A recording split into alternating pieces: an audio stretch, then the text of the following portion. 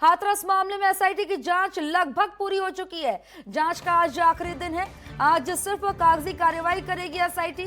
सभी पक्ष और गवाहों से पूछताछ खत्म हो चुकी है। 17 अक्टूबर को जांच रिपोर्ट सौंपी जाएगी। सीएम योगी आदित्यनाथ को जांच रिपोर्ट सौंपी जाएगी। एसआईटी की रिपोर्ट में हो सकते हैं कई अहम खुलासे। माना जा रहा है कि एसआईटी की जांच में कई अहम खुलासे हो सकते हैं। एसआईटी की जब जांच चल रही थी, रिपोर्ट इससे पहले सौंपनी थी, लेकिन टाइम पीरियड बढ़ा दिया क्योंकि मामले में कई नए मोड़ सामने आ गए। अब जो है लगभग जांच पूरी हो गई है। रिपोर्ट जो है आज सिर्फ कागजी कार्यवाही होगी। कल सीएम योगी आदित्यनाथ को रिपोर्ट सौंपी जाएगी। एसआईटी जांच में करीब 80 गवाहों के बयान लिए गए हैं। अब तक क्या कुछ रहा है, ये 5 अहम पॉइंट जो है हम आपको बता रहे हैं। बता दें कि गांव के 40 लोगों को पूछताछ के लिए बुलाया था एसआईटी ने और इनसे लगातार पूछताछ की कई अहम खुलासे होने की संभावना जताई जा रही है। जांच में फॉरेंसिक आईटी एक्सपर्ट की सहायता भी ली गई। तो वहीं पीड़ित और आरोपी पक्ष के कॉल डिटेल्स भी खंगाले गए, क्योंकि जो पीड़ित पक्ष है और आरोपी पक्ष है, उन दोनों के कई बार जो है बीच में बातचीत हुई है। खबर पर ज्यादा जानकारी के लिए मेरे सहयोगी संदीप खेर जुड़ गए। संदीप, सबसे पहले क्या अपडेट मिल रहा है, क्योंकि माना जा रहा है सिर्फ आज कागजी कार्रवाई होगी, लगभग तमाम जो जांच थी वो पूरी हो चुकी है।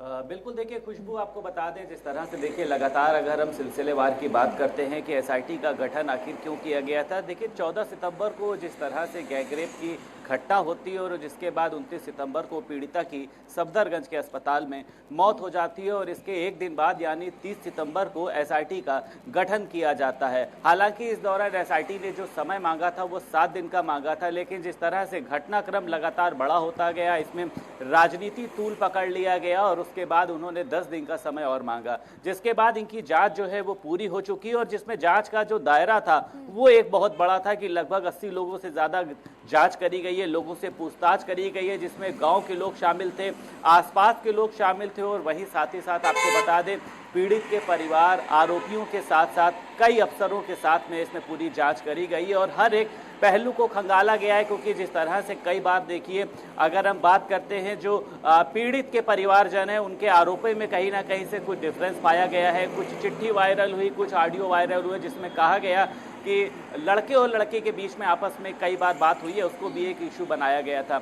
इन सभी मामलों को लेकर एसआईटी ने 10 दिन का समय और मांगा गया था, जिसके बाद अपर मुख्य सचिव गृह अवस्थी ने साफ तौर पे कहा था कि उनकी जांच जो है वो पूरी नहीं हो पाई है, इसलिए इनको 10 दिन का समय दिया जा रहा है। और जिस तरह से देखिए कल एसआईटी की जांच पूरी हो चुकी है, आज इसके पूरी कागजी कार्यवाही करी जाएगी और इस पे सीएम योगी आदित्यनाथ लगातार अच्छे खासे सख्त नजर आए थे और उन्होंने साफ तौर पे कहा था कि जल्द से जल्द इस मामले में जो भी न्याय वाला मामला हो सकता है उसका निपटारा किया जाए, किसी भी निर्दोष को सजा ना दी जाए, वो चाहे कोई भी हो। साफ तौर पे देखिए आरोपियों के परिवार से जिस तरह से बात हुई थी, आरोपियों ने कहा था कि मेरे बच्चे निर्दोष हैं, अगर वो दोषी होते हैं तो उन्हें सजा दी जाए। तो हर एक पहलू पर कह सकते हैं कि तफ्तीश की गई है, आसपास के एरिया में तफ्तीश की गई है और उसके बाद अब कल अपनी जो एसआईटी है वो यूपी सरकार को सौंपेगी जांच और इसमें साफ तौर पे देखिए ये देखा जाएगा कि अपनी जांच रिपोर्ट में उसने किस तरह के खुलासे किए हैं, किस तरह की बातें जो सामने निकल कर आएंगी वो कल ही देखने को पता चलेगा। खुशबू,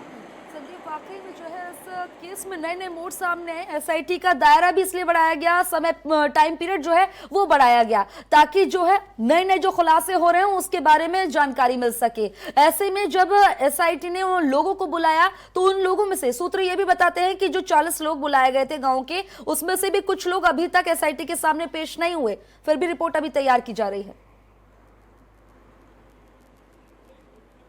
बिल्कुल, देखिए जाहिर सी बात है खुशबू, जिस तरह से एक लंबी संख्या थी लोगों से पूछताछ करने की, हालांकि इस दौरान वहां पर कई तरह का प्रोटोकॉल भी था, जिसमें अगर हम बात करते हैं कि वहां पर सुरक्षा तैनात करी गई थी। इस दौरान कह सकते हैं कि वहां पर छावनी का माहौल था, जिसमें कुछ लोग डरे भी हुए थे, क्योंकि लगातार पुलिस की जांच से जिस तरह से लोग इधर उधर भागते हैं, काफी लोगों से बात करने की कोशिश की गई है। कुछ लोग गांव छोड़ चुके थे।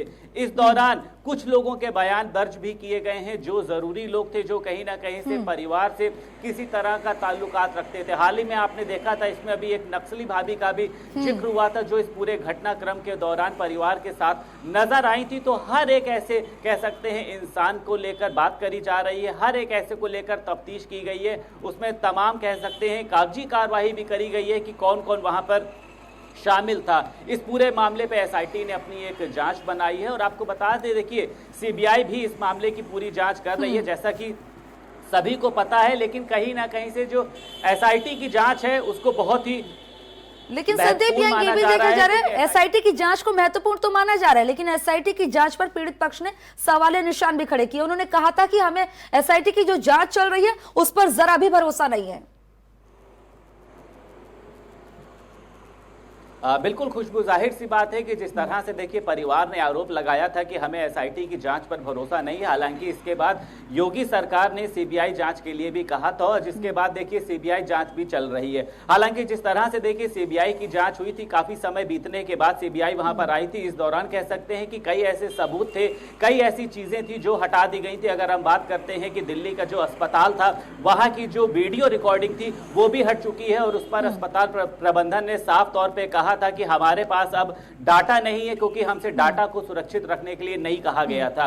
लेकिन एसआईटी जो है वो लगातार गांव में बनी रही थी, एसआईटी लगातार परिवार के संपर्क में थी। आरोपियों के परिवार वालों से उन्होंने बात करी है, आरोपियों से भी बात करी है, जिसमें आपको बता दें रामू, संदीप और एक अन्य जो है वो एक ही परिवार से जुड़े हैं। हालांकि लवकुश जो है वो थोड़ी से दूर परिवार में रहता है, उन लोगों से भी सभी से बात करी गई है। तो ऐसे में देखिए एसआईटी की जांच को इसलिए खास माना जा रहा है क्योंकि शुरुआत से उसने हर एक पहलू पर जांच करी है, हर एक तरह के सबूत इकट्ठा किए हैं। जो घटना जिस दिन हुई है उसके दौरान वहां पर मौजूद थे, जहां पर चिता जलाई गई थी वहां के साक्ष्य मौजूद किए हैं, क्योंकि जिस तरह से शुरुआत में जिक्र आ रहा था कि चिता को जलाने का जो तरीका था वो नहीं सही था, जिसको लेके अदालत ने एक सख्त रुख भी इख्तियार किया था, और उसने साफ तौर पे कहा था कि अगर किसी बड़े घर की लड़की होती या किसी बड़े अधिकारी की लड़की होती तो क्या उसका दाह संस्कार भी रात में बिना परिवार की मौजूदगी के कर गया होता। तो इस तौर पे कहा जा सकता है कि एसआईटी की जांच को महत्वपूर्ण माना जा रहा है। हालांकि एसआईटी की जांच जो है बहुत महत्वपूर्ण है, लेकिन कई सवालिया निशान भी इस पर खड़े हुए।